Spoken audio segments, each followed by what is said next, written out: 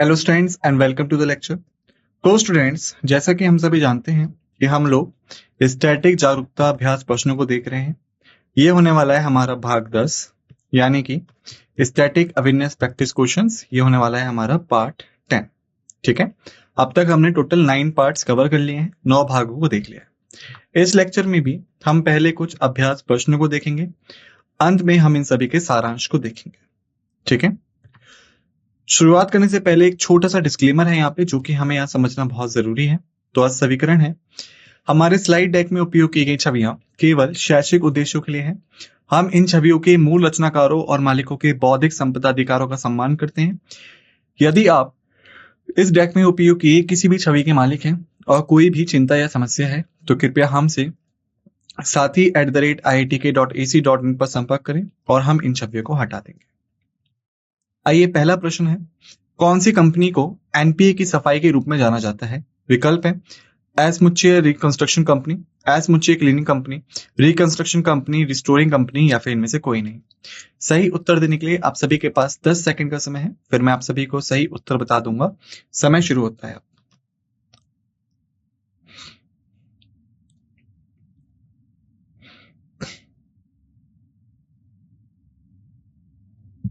समय समाप्त। सही उत्तर है ए, एस मुच्चे रिकंस्ट्रक्शन कंपनी। स्पष्टीकरण, एक एस मुच्चे रिकंस्ट्रक्शन कंपनी एक विशेष वित्तीय संस्था है, मुख्य रूप से बैंकों और वित्तीय संस्थानों से गैर निष्पादित परिसंपत्तियों के प्रबंधन और वसूली में लगी होती है। एआरसी इन संकटग्रस्त परिसंपत्तियों को रियायती मूल्य पर खरीदते हैं और उनकी सफाई और पुनर्गठन पर काम करते हैं ताकि उनकी मूल्य को बहाल किया जा सके। यह प्रक्रिया एनपीए के बोझ को कम करके एक स्थिर क्षेत्र की वित्तीय स्वास्थ्य में सुधार करने में मदद करती है। दूसरा प्रश्न है, पीएमएफपीवाई योजना में एफ का क्या अर्थ है? विकल्प है फैब्रिक, फॉन्ट, फ्रंटियर, फसल या विदेशी। सही उत्तर देने के लिए आप सभी के पास 10 सेकंड का समय है, फिर मैं आप सभी को सही उत्तर बता दूंगा। समय शुरू होता है।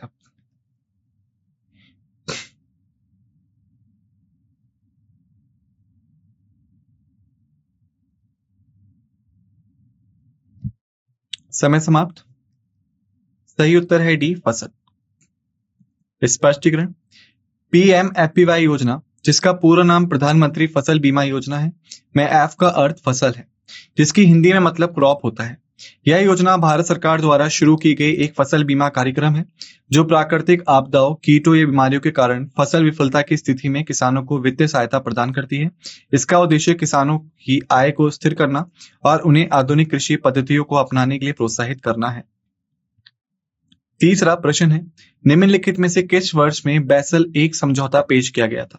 विकल्प है 1995, 1972, 2000, 1988 या 2005। सही उत्तर देने के लिए आप सभी के पास 10 सेकंड का समय है, फिर मैं आप सभी को सही उत्तर बता दूंगा। समय शुरू होता है।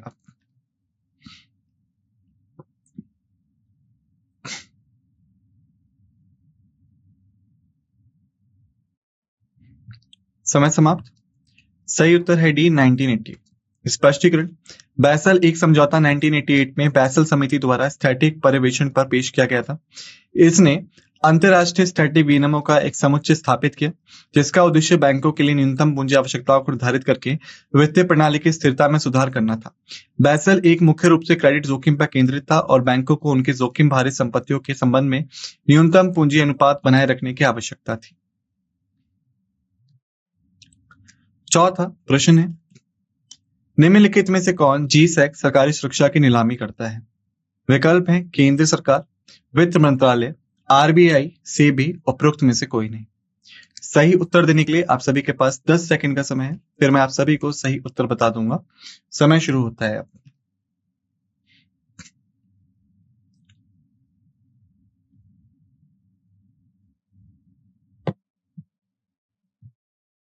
समय समाप्त। सही उत्तर है सी, आरबीआई। स्पष्टीकरण, भारतीय रिजर्व बैंक भारत में सरकारी प्रतिभूतियों की नीलामी के लिए जिम्मेदार है। आरबीआई सरकार के एजेंट के रूप में कार्य करता है और इन नीलामियों को सरकार के उधार कार्यक्रम को प्रबंधित करने, वित्तीय प्रणाली में तरलता और स्थिरता सुनिश्चित करने के लिए आयोजित करता है। जीसैक सरकार के लिए धन जुटाने का एक प्रमुख उपकरण है और निवेशकों के लिए कम जोखिम वाले निवेश माने जाते हैं। पांचवा प्रश्न है, डैश एक खाता है जो विदेशी मुद्रा में एक अधिकृत डीलर श्रेणी एक बैंक के साथ बनाए रखा जाता है। ऑप्शन है FCNR, चालू खाता, SP खाता, EEFC या फिर इनमें से कोई नहीं। सही उत्तर देने के लिए आप सभी के पास 10 सेकंड का समय है, फिर मैं आप सभी को सही उत्तर बता दूंगा। समय शुरू होता है अब।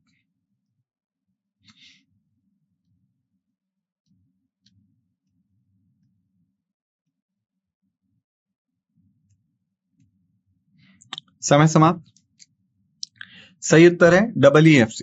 स्पष्टीकरण, EEFC का मतलब एक्सचेंज अर्नर्स फॉरेन करेंसी खाता है।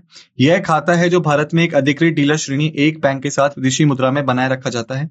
EEFC खाते निर्यातकों के लिए डिजाइन किए गए हैं और विदेशी मुद्रा आय को बनाए रखने और प्रबंधित करने के लिए उपयोग किए जाते हैं, जिससे उन्हें अपनी विदेशी मुद्रा आय को भारतीय रुपए में परिवर्तित किए बिना रखने और प्रबंधित करने की अनुमति मिलती है। छठवां प्रश्न है, लेटर ऑफ क्रेडिट को और किस नाम से जाना जाता है? विकल्प है हस्तांतरणीय दस्तावेजी क्रेडिट, दस्तावेजी क्रेडिट, हस्तांतरणीय क्रेडिट, प्रतिकारक क्रेडिट या फिर इनमें से कोई नहीं। सही उत्तर देने के लिए आप सभी के पास 10 सेकंड का समय है, फिर मैं आप सभी को सही उत्तर बता दूंगा। समय शुरू होता है अब।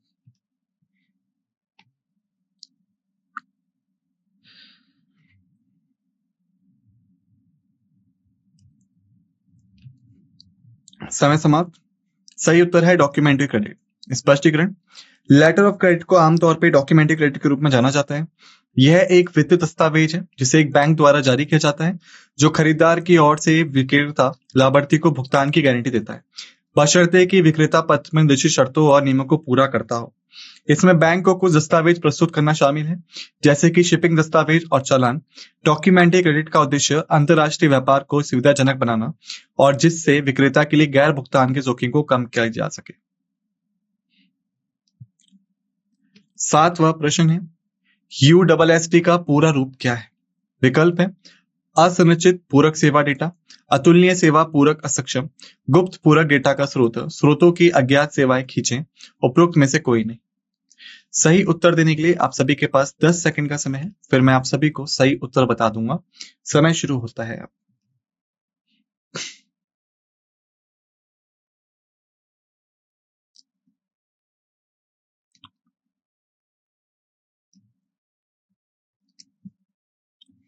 सही उत्तर है असंरचित पूरक सेवा डेटा।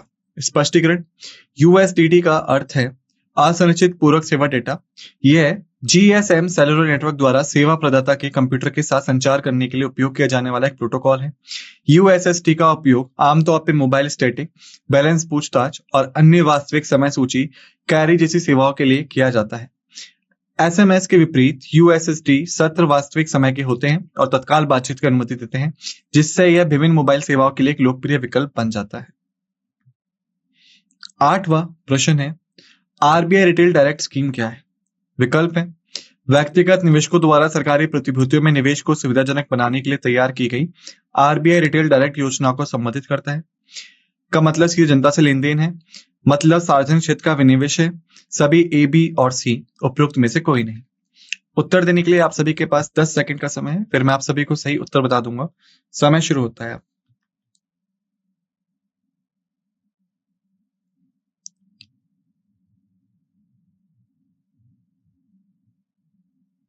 समय समाप्त। सही उत्तर है A, व्यक्तिगत निवेशकों द्वारा सरकारी प्रतिभूतियों में निवेश को सुविधाजनक बनाने के लिए तैयार की गई RBI रिटेल डायरेक्ट स्कीम को संबोधित करता है। स्पष्टीकरण, RBI रिटेल डायरेक्ट स्कीम भारतीय रिजर्व बैंक द्वारा शुरू की गई एक पहल है, जो व्यक्तिगत निवेशकों को एक ऑनलाइन प्लेटफॉर्म के माध्यम से सीधे सरकारी प्रतिभूतियों में निवेश करने में सक्षम बनाती है। इस योजना का उद्देश्य खुदरा निवेशकों के लिए GSEX में निवेश की प्रक्रिया को सरल बनाना है, जिससे यह सुलभ और सुविधाजनक हो सके।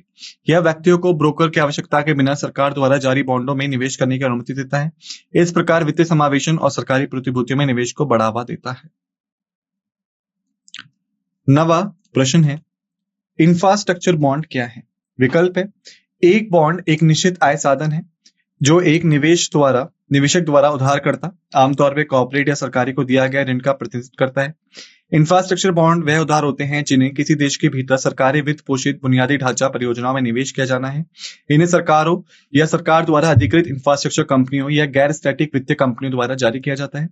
यह तब होता है जब खुदरा फर्म आगामी छुट्टियों के मौसम के लिए कुछ नए इन्वेंट्री को वित्त पोषित करने के लिए अल्पकालिक वित्त पोषण की तलाश में होती है। इनमें से सभी या फिर इनमें से कोई नहीं। सही उत्तर देने के लिए आप सभी के पास 10 सेकंड का समय है, फिर मैं आप सभी को सही उत्तर बता दूंगा। समय शुरू होता है अब।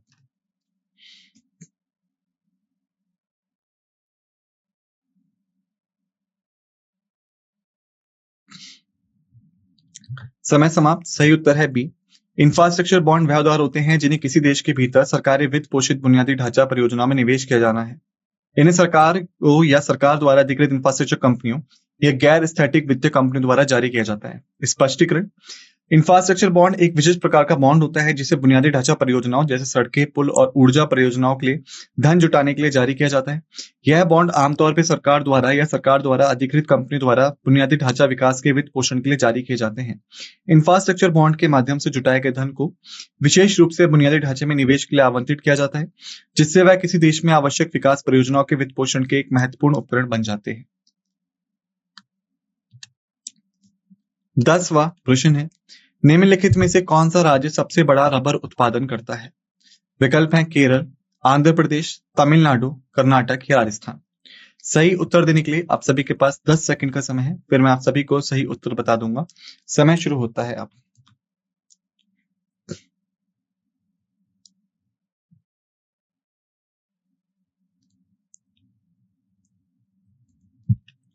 समय समाप्त।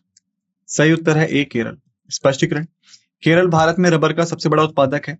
देश के कुल रबर उत्पादन का एक महत्वपूर्ण हिस्सा है। राज्य की जलवायु परिस्थितियां जिसमें प्रचुर मात्रा में वर्षा और उपयुक्त तापमान शामिल है, रबर की खेती के लिए एक आदर्श वातावरण प्रदान करती है। रबर की खेती केरल की अर्थव्यवस्था का एक महत्वपूर्ण हिस्सा रही है, जो क्षेत्र के कई किसानों की आजीविका का समर्थन करती है। 11वां प्रश्न है, भारत में वन्यजीव संस्थान कहाँ स्थापित है? विकल्प हैं देहरादून, शिमला, जयपुर, दिल्ली, चंडीगढ़। सही उत्तर देने के लिए आप सभी के पास 10 सेकंड का समय है, फिर मैं आप सभी को सही उत्तर बता दूंगा। समय शुरू होता है अब।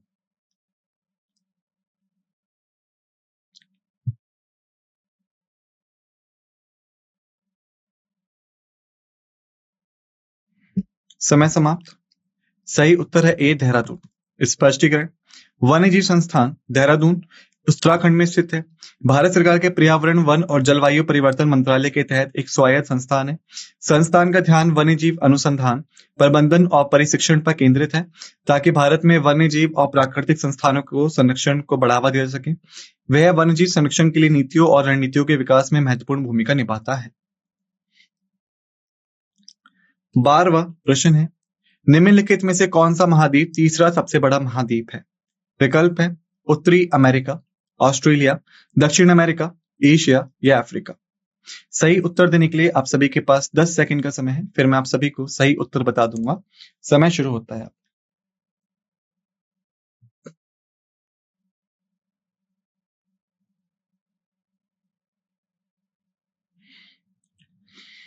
समय समाप्त। सही उत्तर है ए उत्तरी अमेरिका। स्पष्टीकरण। क्षेत्रफल के अनुसार महाद्वीपों की रैंकिंग इस प्रकार है। एशिया सबसे बड़ा, अफ्रीका दूसरा सबसे बड़ा, उत्तरी अमेरिका तीसरा सबसे बड़ा।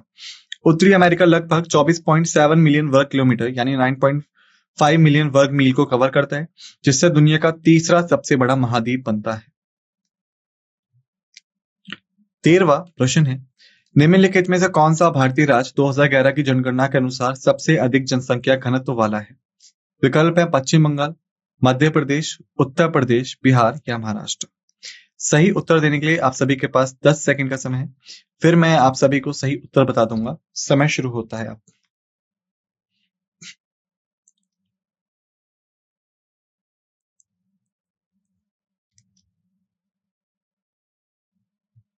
समय समाप्त। सही उत्तर है डी बिहार। स्पष्टीकरण। 2011 की भारत की जनगणना के अनुसार बिहार भारतीय राज्यों में सबसे अधिक जनसंख्या घनत्व वाला राज्य है, जिसका घनत्व लगभग 1102 लोग प्रति वर्ग किलोमीटर है।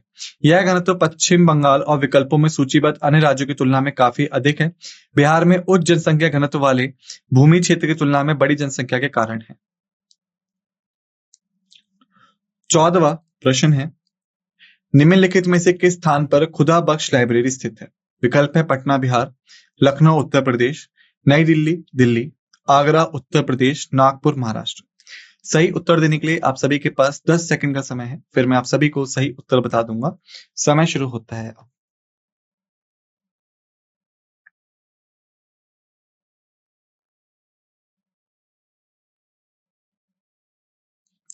समय समाप्त। सही उत्तर है ए, पटना बिहार। स्पष्टीकरण। खुदा बख्श लाइब्रेरी पटना बिहार में स्थित है। यह एक प्रसिद्ध लाइब्रेरी है जो अपने विस्तृत पांडुलिपियों, दुर्लभ पुस्तकों और दस्तावेजों के संग्रह के लिए जानी जाती है, विशेष रूप से इस्लामी इतिहास और संस्कृति से संबंधित। यह लाइब्रेरी 19वीं सदी के अंत में खुदा बख्श, जो एक प्रमुख परोपकारी, द्वारा स्थापित की गई थी और तब से यह एक महत्वपूर्ण सांस्कृतिक और शैक्षिक संस्थान बनी हुई है। 15वां प्रश्न है, एनडीबी का दूसरा नाम क्या है? विकल्प हैं BRICS bank, UNESCO, UNICEF, WHO, IDBI. सही उत्तर देने के लिए आप सभी के पास 10 सेकंड का समय है, फिर मैं आप सभी को सही उत्तर बता दूंगा। समय शुरू होता है।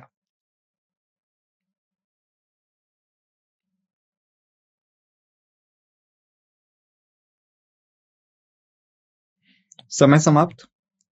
सही उत्तर है ए, ब्रिक्स बैंक। स्पष्टीकरण। न्यू डेवलपमेंट बैंक को आमतौर पर ब्रिक्स बैंक के नाम से भी जाना जाता है। इसे ब्रिक्स देशों ब्राजील, रूस, भारत, चीन और दक्षिण अफ्रीका द्वारा स्थापित किया गया था, जिसका उद्देश्य इन देशों और अन्य उभरती अर्थव्यवस्थाओं में बुनियादी ढांचे और सतत विकास परियोजनाओं के लिए वित्त पोषण करना है। बैंक का उद्देश्य विकास परियोजनाओं के लिए संसाधनों को जुटाना है जो इसके सदस्य देशों की आर्थिक वृद्धि के लिए आवश्यक है। 16वां प्रश्न है, राष्ट्रीय परिवार स्वास्थ्य सर्वेक्षण क्या है? विकल्प है एनएफएचएस एक बड़े पैमाने पर बहुराष्ट्रीय सर्वेक्षण है जो पूरे भारत में प्रतिनिधि नमूने के घरों में किया जाता है। एनएफएचएस जिला स्तर का सर्वेक्षण है। एनएफएचएस बुनियादी ढांचे की रैंकिंग है। एनएचएफएस सेवाओं की दर है। उपरोक्त सभी। सही उत्तर देने के लिए आप सभी के पास 10 सेकंड का समय है, फिर मैं आप सभी को सही उत्तर बता दूंगा। समय शुरू होता है अब।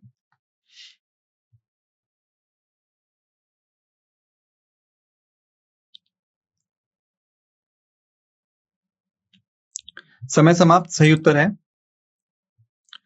ए। 17वां प्रश्न है, ईएसजी का पूर्ण रूप है। विकल्प है पर्यावरणीय, सामाजिक और शासन, भूविज्ञान में उत्कृष्ट सेवा, भूगोल में उत्कृष्ट सेवा, अच्छाई की सेवा को अपनाना। उपरोक्त में से कोई नहीं। सही उत्तर देने के लिए आप सभी के पास 10 सेकंड का समय है, फिर मैं आप सभी को सही उत्तर बता दूंगा। समय शुरू होता है अब।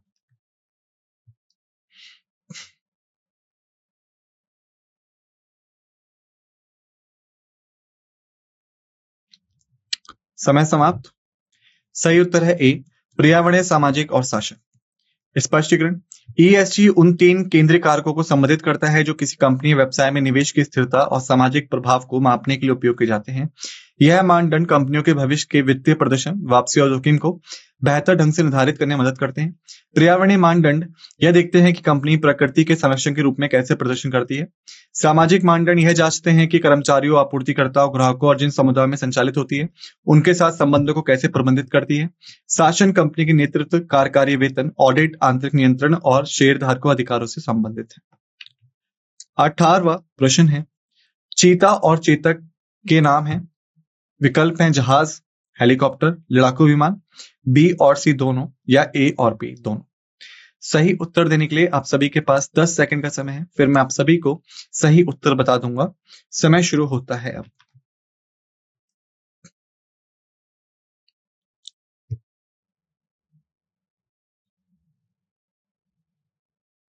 समय समाप्त। दोनों बी और सी। स्पष्टीकरण। चीता और चेतक भारतीय सशस्त्र बलों द्वारा उपयोग किए जाने वाले विभिन्न प्रकार के हेलीकॉप्टर और लड़ाकू विमानों को संबोधित करता है। चीता यह एक हल्का उपयोगिता हेलीकॉप्टर है जिसका उपयोग टू ही परिवहन और अन्य मिशनों के लिए किया जाता है। चेतक यह एक और प्रकार का हेलीकॉप्टर है, विशेष रूप से एचएएल चेतक, जिसका उपयोग भी समान उपयोगिता उद्देश्यों के लिए किया जाता है। इसके अतिरिक्त चेतक नाम एचएएल चेतक विमान से जुड़ा हुआ है और इसे अतीत में लड़ाकू विमानों के लिए भी उपयोग किया गया है। 19वां प्रश्न है, निम्नलिखित में से किसने बिजनेस सूत्र पुस्तक लिखी है? विकल्प है जीत थाइल, अमिताभ घोष, अरुंधति रॉय, झुम्पा लाहिड़ी, देवदत्त पटनायक। सही उत्तर देने के लिए आप सभी के पास 10 सेकंड का समय है, फिर मैं आप सभी को सही उत्तर बता दूंगा। समय शुरू होता है अब।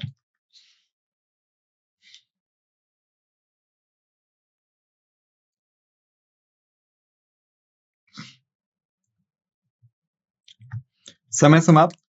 सही उत्तर है देवदत्त पटनायक। स्पष्टीकरण। देवदत्त पटनायक एक भारतीय लेखक है जो अपने पौराणिक कथाओं, संस्कृति और प्रबंधन पर आधारित कार्यों के लिए जाने जाते हैं। उनकी पुस्तक बिजनेस सूत्र पौराणिक कथाओं और व्यापारिक प्रथाओं के बीच के संबंधों का अन्वेषण करती है, जो प्राचीन भारतीय ग्रंथों और कहानियों से प्राप्त अंतर्दृष्टि और सबक प्रदान करती है, जिन्हें समकालीन व्यापारिक चुनौतियों पर लागू किया जा सकता है। 20वां प्रश्न है, इनर लाइन परमिट प्रणाली किस राज्य में आवश्यक नहीं है? विकल्प है सिक्किम, असम, पश्चिम बंगाल, त्रिपुरा या लद्दाख। सही उत्तर देने के लिए आप सभी के पास 10 सेकंड का समय है, फिर मैं आप सभी को सही उत्तर बता दूंगा।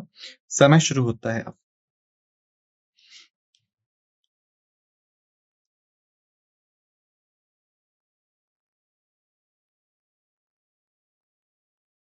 समय समाप्त। सही उत्तर है ए सिक्किम। स्पष्टीकरण। इनर लाइन परमिट प्रणाली एक यात्रा दस्तावेज है जो भारत सरकार द्वारा भारतीय नागरिकों को कुछ संरक्षित क्षेत्रों में प्रवेश करने के लिए आवश्यक होता है। मुख्य रूप से पूर्वोत्तर राज्यों में सिक्किम में भारतीय नागरिकों के लिए आईएलपी की आवश्यकता नहीं होती है, जो उसे अरुणाचल प्रदेश, नागालैंड और मिजोरम जैसे अन्य राज्यों से अलग बनाता है जहां आईएलपी अनिवार्य है। सिक्किम में जबकि पर्यटकों के लिए नियम है, भारतीय नागरिकों के लिए आईएलपी की आवश्यकता नहीं होती है। यही कारण है कि इस संदर्भ में सही उत्तर है। 21वां प्रश्न है, किस वर्ष बाघ को राष्ट्रीय पशु घोषित किया गया था? विकल्प है 1973, 1975, 1983, 1987 या 1989। सही उत्तर देने के लिए आप सभी के पास 10 सेकंड का समय है, फिर मैं आप सभी को सही उत्तर बता दूंगा। समय शुरू होता है अब।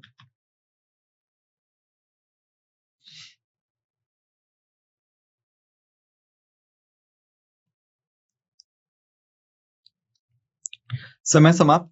सही उत्तर है ए 1973। स्पष्टीकरण। बाघ को भारत का राष्ट्रीय पशु 1973 में घोषित किया गया था। यह घोषणा भारत में बाघों की घटती जनसंख्या को बचाने और संरक्षित करने के प्रयासों के हिस्से के रूप में की गई थी, जो शिकार और आवास हानि के कारण घट रही थी। इस घोषणा का उद्देश्य बाघ संरक्षण के महत्व के बारे में जागरूकता बढ़ाना था और इससे विभिन्न संरक्षण कार्यक्रमों की शुरुआत की गई, जिनमें प्रोजेक्ट टाइगर भी शामिल है। 22वां प्रश्न है, आईएनएस विशाखापट्टनम का निर्माण कहाँ किया गया था? विकल्प है Mazagon dock limited, Hyundai heavy industries ship building products and services, ATX offshore and ship building, Daewoo ship building and marine engineering company limited, China State ship building का कॉर्पोरेशन। सही उत्तर देने के लिए आप सभी के पास 10 सेकंड का समय है, फिर मैं आप सभी को सही उत्तर बता दूंगा। समय शुरू होता है अब।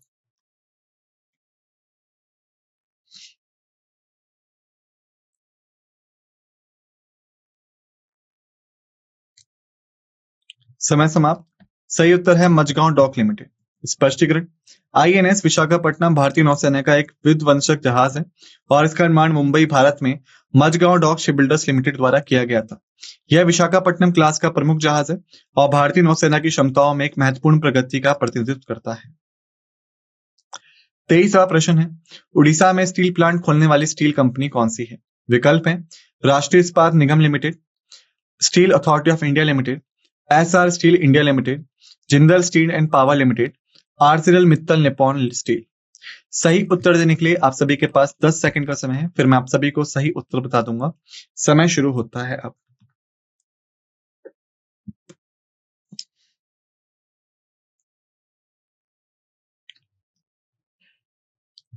समय समाप्त।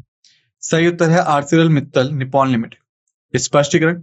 आर्सेलर मित्तल निप्पॉन लिमिटेड में उड़ीसा में एक स्टील प्लांट खोलने की योजना की घोषणा की है। यह कदम भारत में स्टील उत्पादन क्षमता को बढ़ाने की उनकी रणनीति का हिस्सा है, क्योंकि राज्य में समृद्ध खनिज संसाधन और मौजूदा बुनियादी ढांचे में उड़ीसा अपने बड़े लौह अयस्क भंडार के लिए जाना जाता है, जो इसे स्टील निर्माण के लिए एक आकर्षक स्थान बनाता है। 24वां प्रश्न है, महासागर में समुद्री सीमा रेखा के लिए समुद्र और भूमि पर संयुक्त राष्ट्र सम्मेलन किस वर्ष हस्ताक्षरित हुआ? विकल्प है 1978, 1979, 1981, 1982 या 1989। सही उत्तर देने के लिए आप सभी के पास 10 सेकंड का समय है, फिर मैं आप सभी को सही उत्तर बता दूंगा। समय शुरू होता है अब।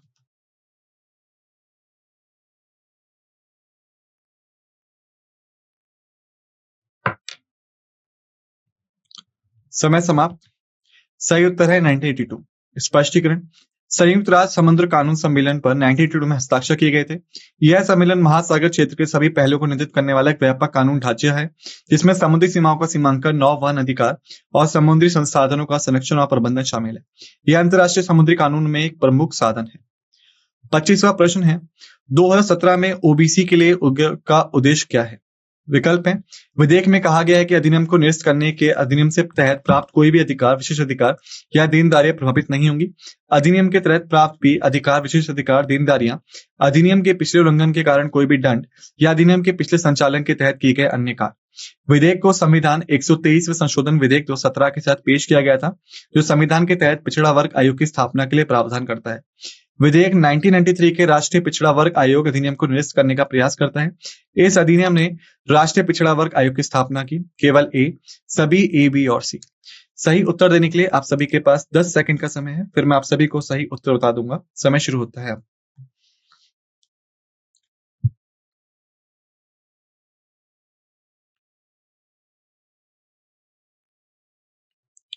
समय समाप्त। सही उत्तर है सभी ए, बी और सी। स्पष्टीकरण, 2017 में ओबीसी अन्य पिछड़ा वर्ग के लिए आयोग का संबंध संविधान 123वें संशोधन विधेयक 2017 की शुरुआत से था, जिसका उद्देश्य संविधान के तहत राष्ट्रीय पिछड़ा वर्ग आयोग की स्थापना करना था। यह एक व्यापक विधायी प्रयास का हिस्सा था, जिसमें राष्ट्रीय पिछड़ा वर्ग आयोग अधिनियम 1993 को निरस्त करना और यह सुनिश्चित करना शामिल था कि पिछले अधिनियम के तहत अधिकृत अधिकार, विशेष अधिकार और देनदारियां इस निरस्त से प्रभावित न हो। इस प्रकार प्रस्तुत सभी विकल्प 2017 में ओबीसी के लिए आयोग के उद्देश्य और निहितार्थ से संबंधित है।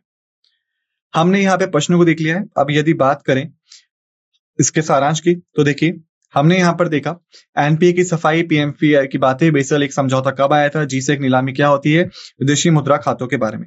इसके पश्चात हमने देखा लेटर ऑफ क्रेडिट को, प्रौद्योगिकी योजनाओं को, यूएसएसडी को, आरबीआई रिटेल डाइट स्कीम को, इंफ्रास्ट्रक्चर बॉन्ड्स को, और फिर हमने देखा रबर उत्पादन में सबसे बड़े राज्य को, भारतीय वन्यजीव संस्थान कहां पर है, उसे तीसरा सबसे बड़ा महाद्वीप कौन सा है वो, और साथ ही साथ हमने देखा सबसे अधिक जनसंख्या घनत्व वाला राज्य कौन सा है वो, और फिर हमने देखा खुदा बख्श लाइब्रेरी कहाँ है, आईएनडीबी का दूसरा नाम क्या है, राष्ट्रीय परिवार स्वास्थ्य सर्वेक्षण क्या है, ईएसजी क्या है, चीता और चेतक क्या है। इतिहास और भूगोल में हमने देखा बिजनेस सूत्र लेखक को, इनर लाइन परमिट सिस्टम को, राष्ट्रीय पशु के रूप में बाघ को, आईएनएस विशाखापट्टनम के निर्माता को, उड़ीसा में स्टील प्लांट को, समुद्र और भूमि पर संयुक्त राष्ट्र सम्मेलन को, 2017 में ओबीसी के लिए किए गए आयोग के उद्देश्य को। इसी के साथ हमने कर लिया है इस लेक्चर को समाप्त। आप सभी से निवेदन है कि जो भी चीजें आपने यहाँ पे पढ़ी उन्हें एक बार अच्छे से रिवाइज कर लीजिएगा।